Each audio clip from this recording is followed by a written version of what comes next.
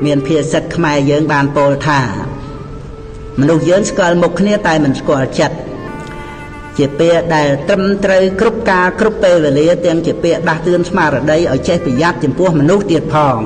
មនុស្សអាចសាងភាពបោកបញ្ឆោតបន្លំភ្នែកអ្នកដទៃយ៉ាងពូកែ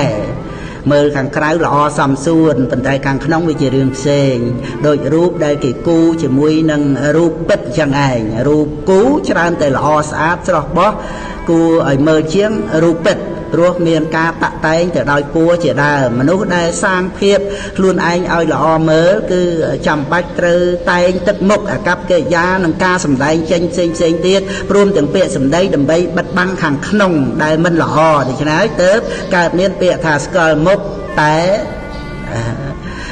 អត់ស្គាល់ចិត្តណាមានពាក្យហ្នឹងមកនឹងឯងដោយពោលមកនេះកាលបើកូននឹងខ្សែគប់ជាមួយនឹងអ្នកណាទុកចិត្តអ្នកណាឬក៏ធ្វើការងារហ៊ុនអីជាមួយនឹងអ្នកណាត្រូវមើលឲ្យបានល្អសង្កេតឲ្យបានយូរក៏មើលត្រឹមតែមុខមាត់ខាងក្រៅត្រូវមើលដល់ការធ្វើការរស់នៅគម្រោងការរបស់គេ